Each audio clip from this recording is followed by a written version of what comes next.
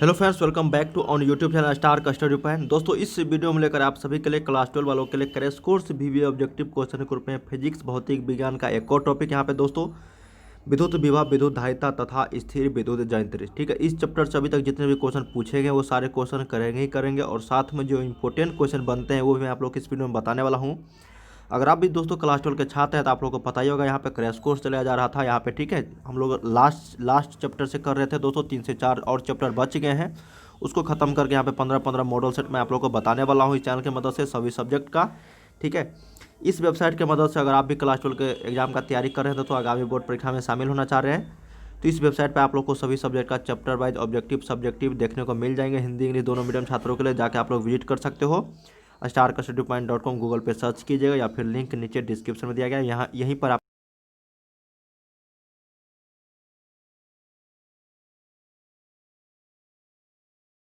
विद्युत धारिता तथा स्थिर विद्युत जनित ये सभी इलेक्ट्रोस्टैटिक्स चैप्टर के ही पार्ट है दोस्तों ये सारे।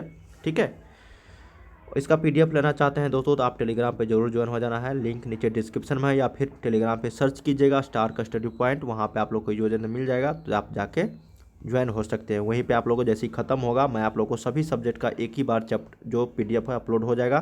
ठीक है, बन रहा है दोस्तों पीडीएफ। और इंस्टाग्राम पे भी मुझे ज़रूर फॉलो कर सकते हो, लिंक नीचे डिस्क्रिप्शन में है, या फिर यूज़र नेम है स्टार कस्टडी पॉइंट, इंस्टाग्राम पे सर्च कीजिएगा, क्योंकि इंस्टाग्राम पे आप लोगों को एग्जाम से रिलेटेड जितने भी ऑफिशियल न्यूज़ आते हैं दोस्तों मैं आप लोग यहाँ पे बताते रहता हूँ। इस चैनल की मदद से काफ़ी कम न्यूज़ प्रोवाइड कराया जाता है आप सभी को, तो आप अगर न्यूज़ जानना चाहते हैं ऑफिशियली तो आप लोग जाके विजिट कर सकते हो, इंस्टाग्राम पे फॉलो कर सकते हैं। ठीक है, पहला क्वेश्चन देखते हैं दोस्तों, बहुत इंपॉर्टेंट है ये क्वेश्चन। देखिए, प्रभावी धारिता 5 माइक्रोफैराड को प्राप्त करने के लिए सिर्फ 2 माइक्रोफैराड के कम से कम कितने संधारित्र की आवश्यकता होगी। देखिए, ये जो क्वेश्चन है 2018 के बोर्ड परीक्षा में पूछे जा चुके हैं, बहुत ही इंपॉर्टेंट क्वेश्चन है दोस्तों। बताया जा रहा है कि 5 माइक्रोफैराड है इक्विवेलेंट, यहाँ पे समतुल्य धारिता बताया गया है 5 माइक्रोफैराड है। ठीक है, और 2 माइक्रोफैराड के कितने संधारित्र की आवश्यकता होगी। देखिए, ऑप्शन से आप लोग बनाओगे तो आसानी से बन जाएगा। अगर मान लो हम पहला ऑप्शन लेते हैं 4 यहाँ पे दोस्तों, और 4 संधारित्र अगर लेंगे तो 2 माइक्रोफैराड के, तो देखिए नहीं निकलेगा। ठीक, अगर श्रेणी क्रम में जोड़ते हैं तो 1/2 प्लस 1/2 करके जोड़ोगे तो इसका दूसरा मान आ जाएगा, और अगर समांतर क्रम में जोड़ोगे क्योंकि धारिता है तो यहाँ पे टोटल 8 माइक्रोफैराड आ जाएगा, सभी को जोड़ोगे तो यहाँ पे 5 ही माइक्रोफैराड हमको लाना है। तो ऐसा करते हैं दोस्तों, हम लोग 2 माइक्रोफैराड 2 और 2 और 2 इस दोनों को श्रेणी क्रम में जोड़ देते हैं, और इस दोनों को हम लोग समांतर क्रम में जोड़ देते हैं धारिता में। तो श्रेणी क्रम में जोड़ेंगे तो यहाँ पे 1/2 प्लस 1/2 आएगा,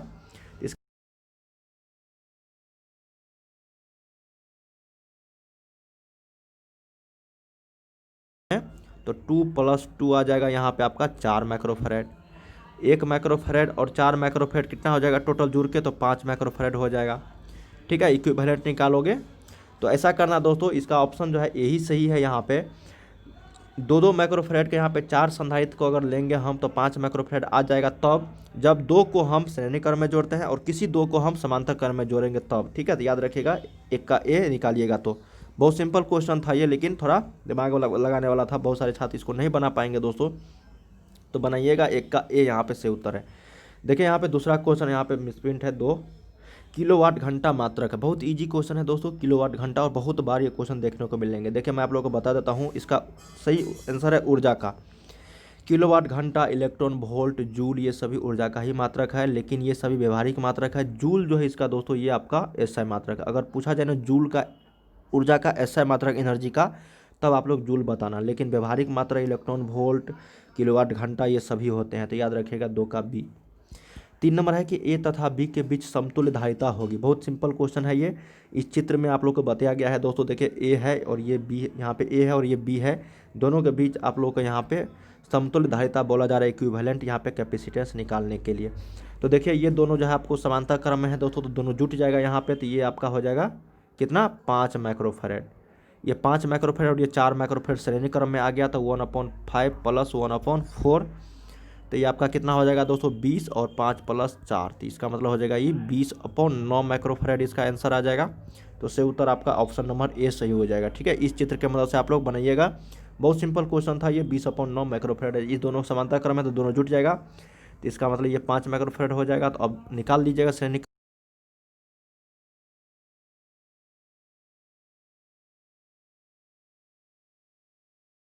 कॉलम ये जो है इलेक्ट्रिक फील्ड का होता है, विद्युत क्षेत्र तीव्रता का दोस्तों मात्रक, तो याद रखेगा 4 का डी। ये भी क्वेश्चन देखने को मिलेंगे प्रीवियस ईयर्स में काफ़ी बार। किस राशि का मात्रक वोल्ट पर मीटर होता है दोस्तों, Vm⁻⁻1, ये भी क्वेश्चन देखने को मिलेंगे, तो विद्युतीय क्षेत्र का होता है।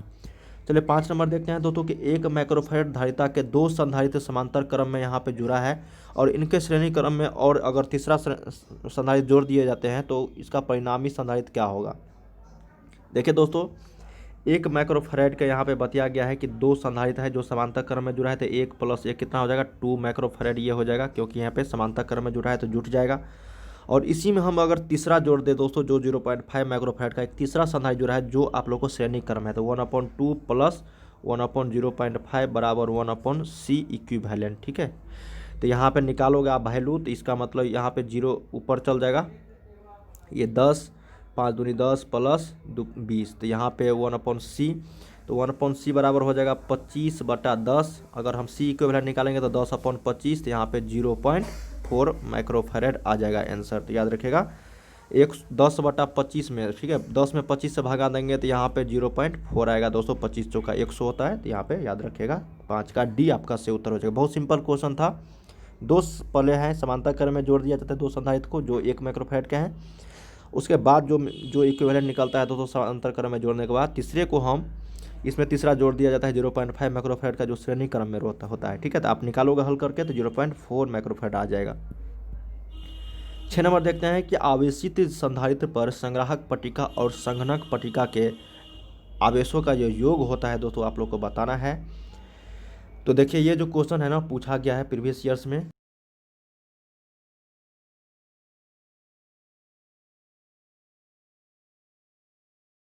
होता है वो आपका 0 होता है।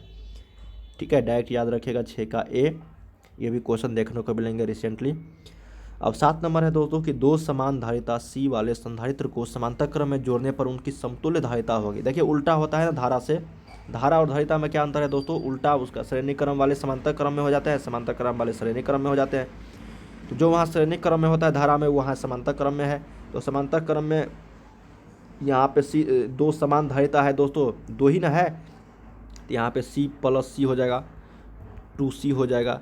तो याद रखिएगा यहाँ पे 7 का ए सही उत्तर, क्योंकि यहाँ पे समांतर क्रम अगर यही श्रेणी क्रम में रहता तो 1/c + 1/c, तो यहाँ पे c/2 हो जाता। ठीक है, तो याद रखते ये, तो 7 का यहाँ पे ए ऑप्शन सही है। 8 नंबर है कि विद्युत धारिता का मात्रक क्या है। क्या क्वेश्चन है दोस्तों कि विद्युत धारिता का मात्रक, तो विद्युत धारिता का जो मात्रक है वो फैराडे है दोस्तों, याद रखिएगा। कैपेसिटेंस का यूनिट क्या होता है, फैराडे होता है। चलिए 9 नंबर देखते हैं कि एक परावैद्युत समानांतर पट्टिका संधारित्र की पट्टियों के बीच डाल देने पर धारिता का जो मान होता है, कैपेसिटेंस का मान, वो क्या होता है दोस्तों, तो वो इंक्रीज कर जाता है। तो याद रखिएगा यहाँ पे ये भी क्वेश्चन देखने को मिलेंगे 2019 के बोर्ड परीक्षा में, तो ये इंक्रीज हो जाता है दोस्तों, बढ़ जाता है। एक परावैद्युत समांतर पट्टिका संधारित्र की पट्टियों के बीच अगर डाल देते हैं तो धारिता का मान बढ़ जाता है, तो 9 का ए याद रखिएगा। ठीक है, अब 10 नंबर क्वेश्चन है दोस्तों, बताया जा रहा है कि 3 संधारित्र जिनमें प्रत्येक की धारिता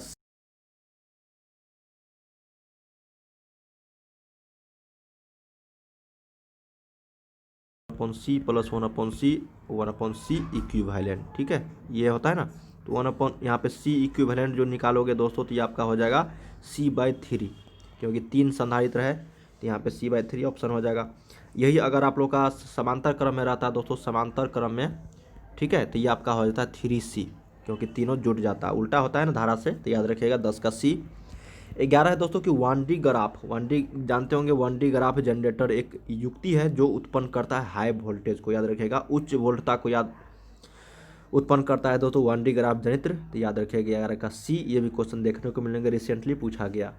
ठीक है, अब यहाँ पे है कि समान धारिता के 3 संधारित्रों को श्रेणी क्रम में जोड़ने पर तुल्य धारिता 6 माइक्रोफैराड होती है, यदि उन्हें समांतर क्रम में जोड़ दिया जाए तो धारिता होगी। देखिए दोस्तों 3 संधारित्र है जो समान है, सभी का धारिता जो है समान है यहाँ पे, तो हम लोग मान लेते हैं दोस्तों यहाँ पे कि C है। ठीक है, C है तीनों का, और टोटल यहाँ पे 6 माइक्रोफैराड दिया गया है श्रेणी क्रम में जोड़ने, तो 1/c + 1/c + 1/c बराबर 1/6, यही ना होता है, 1/6 नहीं, यहाँ पे 6। ठीक है, तो हम लोग क्या करेंगे दोस्तों, यहाँ पे क्योंकि यहाँ पे हम लोग जानते हैं कि अगर तीनों श्रेणी क्रम में रहता है तो ये आपका C/3 होता है 6। तो यहाँ पे C का वैल्यू क्या हो जाएगा 18। ठीक है, 18 माइक्रोफेरेड हो जाएगा C का मान। जब हम लोग यहाँ पे श्रेणी क्रम में जोड़ेंगे तो 6 माइक्रोफेरेड आएगा। तो C का मान हम लोग को पता चल गया दोस्तों। अब समांतर क्रम में जोड़ देंगे तीनों को तो 18 + 18 + 18 कितना हो जाएगा 54 माइक्रोफेरेड हो जाएगा सही उत्तर। तो ये आप लोग याद रखिएगा, बहुत सिंपल क्वेश्चन था ये और पूछा जाता है दोस्तों। ठीक है, तो निकालिएगा आप लोग 12 का C। 13 नंबर है कि धातु का पर्याय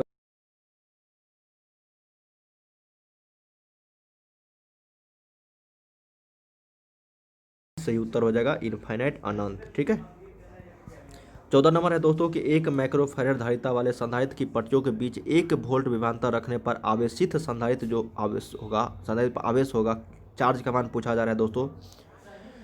तो चार्ज का मान यहाँ पे क्या हो जाएगा आपका 1 माइक्रो कूलम्ब हो जाएगा, क्योंकि यहाँ पे 1 माइक्रोफैराड धारिता वाले संधारित्र की पट्टियों के बीच 1 वोल्ट Q बराबर C भी होता है दोस्तों। तो चार्ज यहाँ पे निकालोगे आप लोग तो क्या हो जाएगा 1 माइक्रो कूलम्ब हो जाएगा। फार्मूला बेस्ड क्वेश्चन है ये, डायरेक्ट आप लोग बैठाओगे फार्मूला पे तो ये 1 माइक्रो कूलम्ब आ जाएगा दोनों को मल्टीप्लाई करने के बाद। ठीक है, चलिए 15 देखते हैं कि 64 समरूप बूंदे जिनमें प्रत्येक की धारिता 5 माइक्रोफैराड है मिलकर एक बड़ा बूंद बनाते हैं तो बड़े बूंद की धारिता। देखिए ये क्वेश्चन इतना बार पूछा गया है ना बोर्ड परीक्षा में कि आप लोगों को रट जाना चाहिए दोस्तों। ये क्वेश्चन बनाओगे तो थोड़ा लंबा है, इसको कम से कम 2 मार्क्स में पूछा जाना चाहिए दोस्तों, लेकिन बिहार बोर्ड जो है सिर्फ 1 ही मार्क्स में पूछता है ये क्वेश्चन को और कोई भी चेंजेस नहीं होता है। ठीक है, तो 20 माइक्रोफैराड आप लोग याद रखेगा इस क्वेश्चन का जवाब।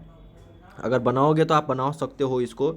छोटे बूंद की धारिता आपको त्रिज्या पहले मानना पड़ेगा r, उसके बाद यहाँ पे आपको आयतन निकालना पड़ेगा 4/3 पाई r3। उसके बाद यहाँ पे 64 समरूप बूंदे हैं तो यहाँ पे 64 गुने 4/3 पाई r3 होगा। इसको बराबर करना होगा आपको 4/3 पाई बड़ा r3 में, क्योंकि बड़ा बूंद है तो यहाँ से कट जाएगा आपका 4/3। तो यहाँ पे r3 बराबर हो जाता है 64 r3। ठीक है, तो अब r का वैल्यू यहाँ पे हो जाएगा 4r, क्योंकि यहाँ पे क्यूब है दोस्तों तो यहाँ पे 4r हो जाएगा। ये रिलेशन पे आप लोग को बनेगा। तो यहाँ पे 4 और 5 दिया गया है तो ये मल्टीप्लाई हो जाता है तो 5 के 20 माइक्रोफैराड आप लोग को यहाँ पे आंसर आ जाता है। तो इसको बनाओगे तो आसानी से बन जाएगा ये क्वेश्चन, लेकिन ये 2 से 3 मार्क्स में पूछे जाने चाहिए, लेकिन बिहार बोर्ड जो है 1 ही मार्क्स में पूछता है इस क्वेश्चन को। तो याद रखिएगा हर एक बार ये क्वेश्चन रिपीटेड क्वेश्चन होते हैं। अगर 10 साल का प्रीवियस ईयर्स देखोगे तो 6 से 7 बार ये क्वेश्चन आप लोग को देखने को मिल जाएंगे। तो यहाँ पे 15 का B आप लोग याद रखिएगा। ठीक है, अब 16 नंबर दोस्तों क्वेश्चन है कि किसी सूक्ष्म विद्युत द्विध्रुव के मध्य बिंदु से बहुत दूर r दूरी पर विद्युत विभव समानुपाती होता है।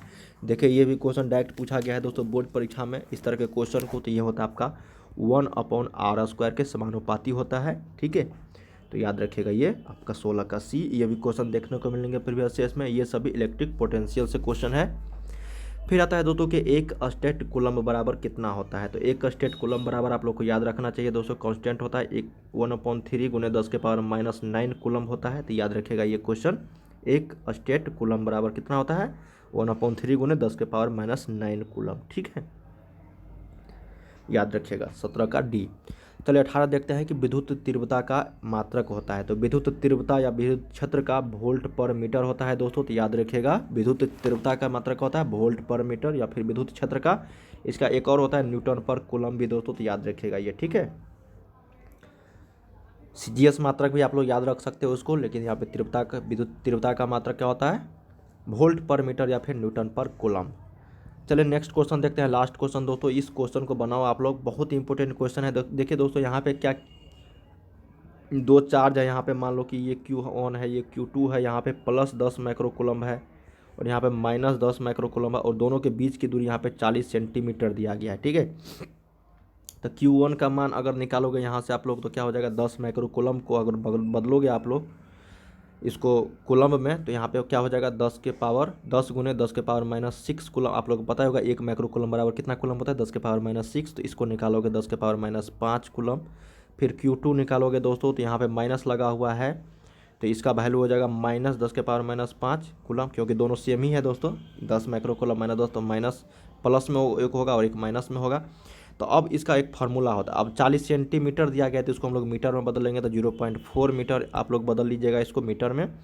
अब इसका फार्मूला होता है दोस्तों विद्युत स्थितिज ऊर्जा का डायरेक्ट। तो आप लोग याद रखिएगा U बराबर होता है U बराबर स्थितिज ऊर्जा। यहाँ पे निकाय की विद्युत स्थितिज ऊर्जा का फार्मूला क्या होता है 1/4 पाई ε0 गुने Q1 Q2 अपॉन R। ठीक है, इसका वैल्यू जो होता है 1/4 पाई एप्सिलॉन नॉट का, क्योंकि Q1 का वैल्यू आप लोग को पता ही है यहाँ पे है, Q2 का वैल्यू आप लोग को पता ही है, और R का भाई वैल्यू यहाँ पे 0.4 मीटर है। तो इसका जो वैल्यू हो जाता है दोस्तों, मैं आप लोग को यहाँ बताता तो 1/4 पाई एप्सिलॉन नॉट का ये होता है आपका 9 गुने 10 के पावर 9। कितना होता है? 9 गुने 10 के पावर 9। इसका वैल्यू होता है 1/4 पाई एप्सिलॉन नॉट, कॉन्स्टेंट का वैल्यू होता है। तो Q1 का वैल्यू यहाँ पे कितना है दोस्तों? 10 के पावर -5 गुने 10 के गुने माइनस 10 के पावर -5 अपॉन 0.4।